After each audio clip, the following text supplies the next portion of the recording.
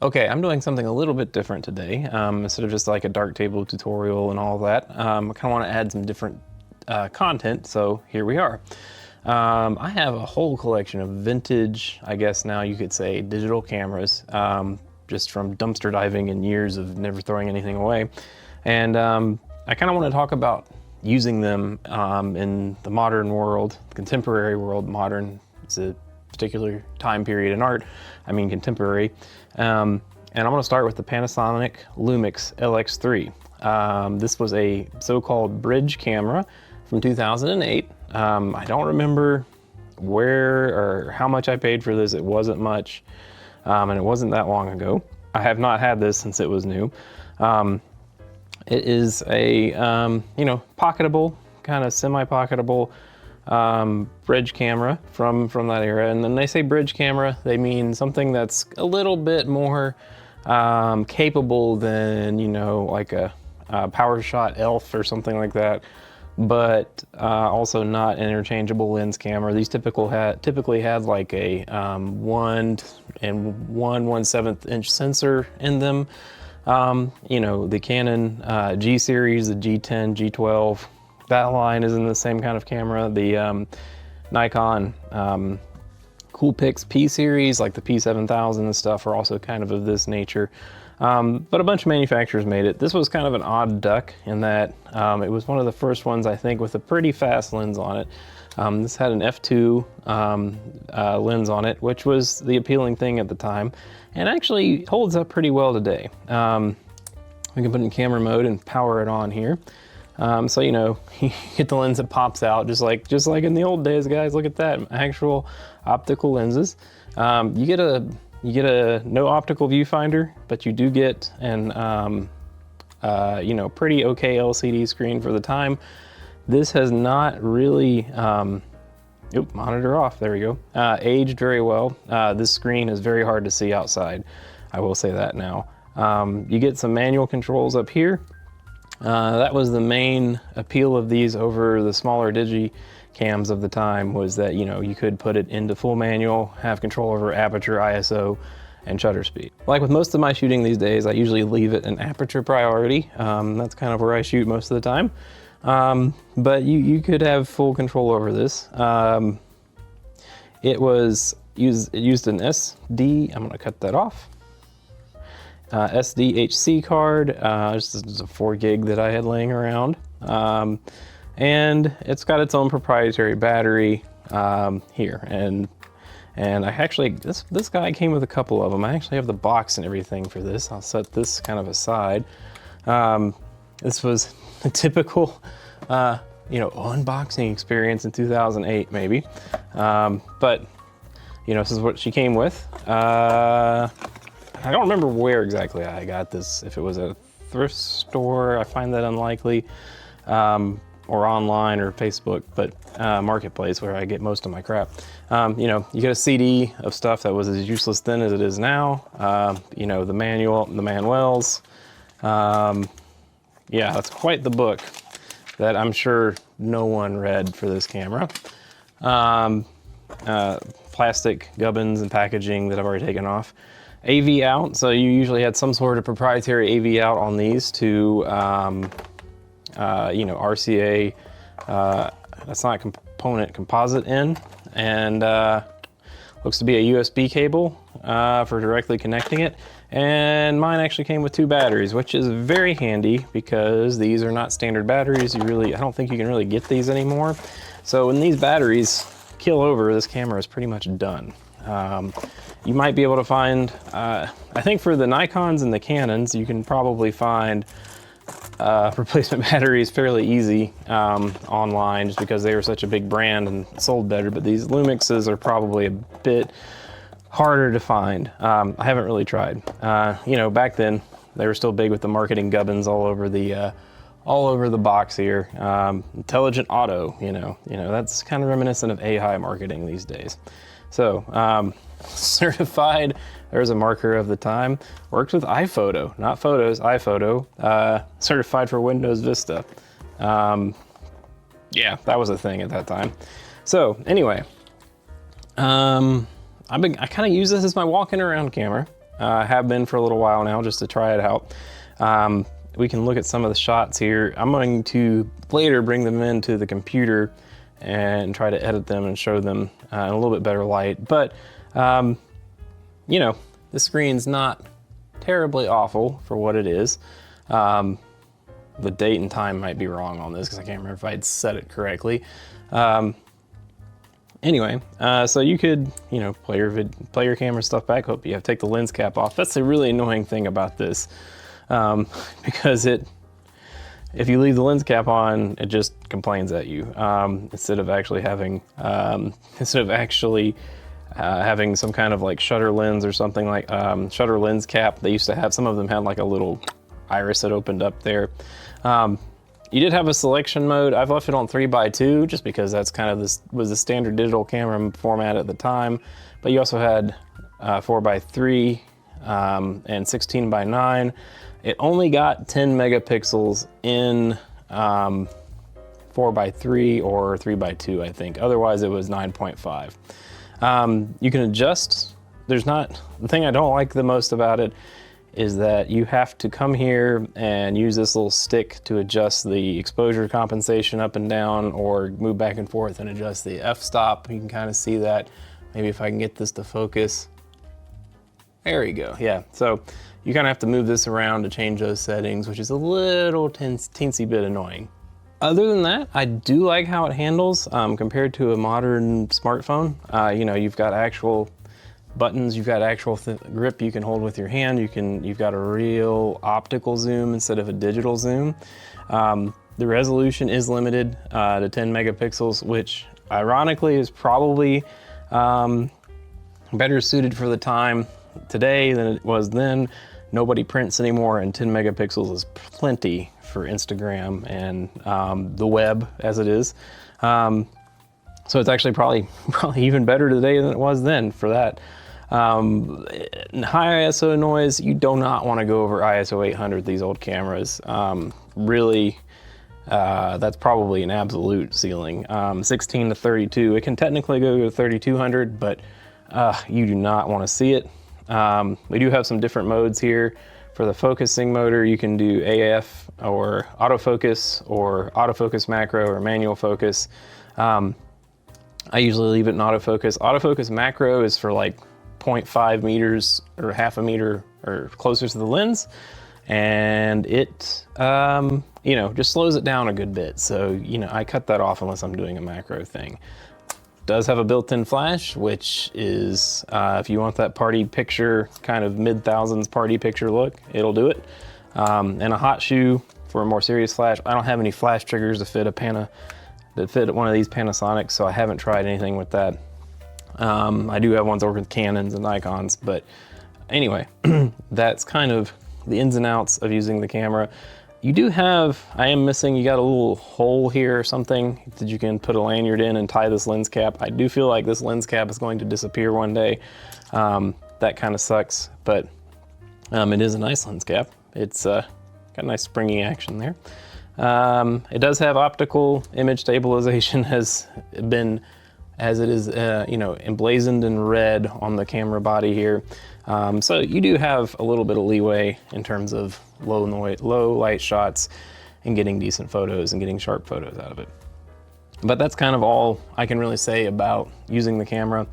Should you run out and buy one of these if you have a modern smartphone? Probably not, I would say. The nice thing about this is it doesn't overcook the pictures. You can get raw files out of them and do whatever you want with them. A modern contemporary smartphone will beat this in the ruggedness and weather sealing area. This is a little bit more delicate. You can't really take it out in the rain and all of that stuff. That being said, where it really shines is physical buttons. That's great. I love having an actual zoom, having actual clicky knobs. It's not the greatest with them, but it does have them. You know, there's no running your thumb up and down on a screen trying to get it to do what you want. It just, you know, it's got a physical tactile feedback, which I like. The strap, when I bought it, was on it, and I just left it. So it's a little thin, very kind of questionable quality. and some kind of leather approximation, I think. And yeah, you can take a strap off. I just left it on there because it's very dainty. It looks, I don't know. It is what it is. So I guess we'll get the images off the card next, run them into Darktable, and I'll take you guys along for the ride of trying to edit some of these and see what we can get off of this thing. Okay, we're back about a day later. I'm recording this, you know, in the afternoon, so the light's probably a little bit different. I have imported a few photos from this camera onto my laptop here to edit. I did realize that this thing actually has a video mode that I forgot to talk about. It is 720p, and I'm going to insert a video clip from it right here. Okay, so here is the HD video mode on this thing. This passed for HD in 2008. Probably not great today, but it does have it. You know, here's some behind the scenes pile of junk for my other channel. You know, the light and the other camera I use to record, along with another pile of junk. So, if you ever wanted a back behind the scenes tour, this is it. I don't know what else to say other than it has video. It is technically a moving picture, and yeah. Alright, see you later. Okay, wasn't that exciting? Yes, it's very much like 2008.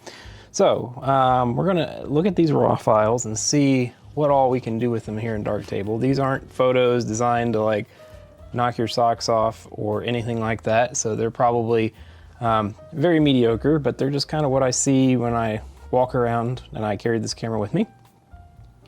First things first, I'm gonna take a look at this because that red really kind of catches my eye. That is red. As you can tell, this is an older CCD sensor, so its sensitivity to red is very, very high. First thing I notice is look at the amount of lens distortion in that. And the second thing I notice is, yeah, not a lot of dynamic range here. If we cut on the clipping, we can see that we've lost a lot of data up there. So, you know, very limited camera. I'm going to do, I'm gonna cut on sigmoid and cut off filmic here, just because I like playing with sigmoid. And we're gonna cut that on, and I'm gonna try to attenuate that red a little bit, inset that just to bring it in. And I'm gonna bring this down some and change that to a vector scope. You see that strong red vector there? See if we can't control that a little bit. Bring up the contrast. The default treatment on this is very, very bright. We cut on the lens correction, that's right. Fuse and sharpen. This isn't meant to be a strict tutorial on how to use Darktable. That's what I do the rest of the time. I'm just kind of seeing what all I can get out, and I'll overlay the finished JPEG when I get there. So this definitely has an AA filter. And I'm going to do a second instance of diffuse and sharpen and throw in a lens deblur medium, maybe, kind of help that a little bit. As you can see, still very strong in the colors, so we're going to come into here, color channel RGB. I'm going to see if I can't do a parametric mask and select that red. There we go, select the red in that dumpster, and see if we can't take a little bit of chromacity out of that. Yeah, that's starting to really kind of back down. So we'll kind of do like a on and off. Yeah, and that's part of the reason why I'm filming this with just a camera pointing at the screen, is I wanted to be like more informal and less formal. You know, less kind of like, you know, you don't need to see exactly what I'm doing, kind of thing. This isn't like a tutorial. Yeah, so that's a pretty kind of okay-ish image for a 15-year-old camera. Hard to believe 2008, well no, this is 16 years old. 2008 was 16 years ago. This camera could drive in the United States if it wanted to, if it had feet and arms. We're gonna kind of draw that in, see if we can't bring in some of those highlights. Yeah, get a little bit of detail in that sky. So that's not so bad, and I'll kind of put the finished product up here. Definitely your average smartphone today is going to do a multi-exposure kind of HDR-y thing and get more data in there and in that sky than this thing would have. Any other pocket camera these days, like I use the term pocket camera very loosely, like a Fuji X100 or something of that nature. I'm gonna bring that. Oh, I am on power saver mode. That is, we'll give it the performance. There we go. All right. Any kind of, you know, X100 Ricoh GR will probably blow this away in terms of dynamic range and all that. But that, you know, for a document of what you saw that day, that's not half bad still. We'll 5-star that one, and I'll put it in the video so you can see it. I also kind of want to look at some of this shadowy stuff here again. I'm gonna go with sigmoid again. And we're gonna add some contrast to that. Skew that up towards the highlights a little bit. All right.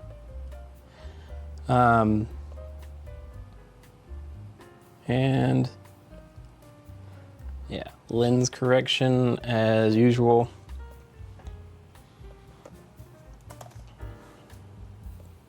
Diffuse and sharpen. Again, this is an older camera, has an AA filter, so that's kind of it. If you wanted to do a black and white, let's say, you know, the scene maybe there's a lot of color information in it, but maybe we'll see how it is as a black and white. The way you can do that is you can come into color calibration and you can select, just as a starting, I'm gonna select the Fuji Arcos, but one of these gray, film presets here. You can also come into the gray channel here and kind of play with the amount of representation of each color in the image. I like that. Let's go with the Ilford HP5. And you see drawing up the red, I'm getting a little bit more brightness in this lamp and stuff. I'm gonna also give it more contrast. Pop over the tone equalizer, you can kind of get a bit more artistic with it. We'll try that. And once again, you know, there's some actual clipping here in this window. Not a lot of dynamic range out of this old tiny sensor, just the way it is. Take a look at some kind of landscapey stuff. I took it out on a cloudy day here on a hike. Tried to capture the mood of kind of what it looks like to be up in the clouds, where the land meets the sky here. We're gonna leave this one color, I think. Or maybe not. I'm going to, we'll leave this one filmic though. We'll do that and that to get the light and the highlights and shadows set. Latitude. It's a very monochromatic image, but we can come in here, add some color standard, maybe increase the vibrance. You can actually use color balance RGB to adjust your shadows and highlights as well. You do not need to go into tone equalizer, so you can come in here and just do highlights game down a little bit, shadows lift, and that will kind of give you like a little bit of an adjustment there without having to go in the tone equalizer. Color calibration, we're gonna see what this does with an auto grab. Makes it look a little bit better. It's a bit much maybe. I'm trying to find a neutral. I guess it's probably got a good place to grab with all that white in there. Once again, diffuse and sharpen, an AA filter, lens correction, and you can probably set a preset for all of this. Well, not probably, I know you can. I'm gonna do local contrast. I actually like the old school local contrast module over the local contrast in diffuse and sharpen. It's a bit more punchy and it's a little less work. So there we go on that. I'm gonna bring up the exposure a little bit. Kind of get that in there. And there we go. All right, so that's probably just about as good as a smartphone maybe, or close to it. May want to go, you can kind of see the noise in here, so you may want to denoise that a little bit. Again, these older sensors, even at base ISOs, can be a bit strong on the noise. I'm going to turn that down. I'm going to turn this to leave that on wavelets, but I'm just going to turn the strength down. I just want to get it out of the clouds without impacting the tree detail too much. So there you go. Again, not going to knock your socks off, but it is a picture. So you take a look at this one. It's a similar idea here. We got some rocks in the foreground. I'm going to leave Filmic on. I'm going to drag the exposure up. You can do by just using the histogram. Be careful with that though, because it can actually use, so if you have duplicate instances of the exposure module, it'll just grab the last exposure module you messed with and drag it up instead of the base one or the one that affects the whole image. It's kind of dumb in that way, so just be careful with that. If you drag that exposure and something strange happens, check your duplicate instances of the exposure module and make sure that you haven't adjusted the wrong one. Tone equalizer, bring that down a little bit. Go back in here into the color adaptive transform. Hit the color sucker, let it kind of figure itself out. And let's see. Nice thing is here is I don't think we blew any pixels, blew out any pixels, and it looks like we're not really kind of outside the dynamic range of the display either. Local contrast, kind of pop that in a little, bring down this, too much. Shadow's a little bit there, it's a little bit much. Let me reset. And one more step back out here to Filmic to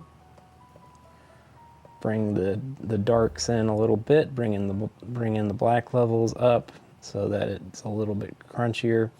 And there we go.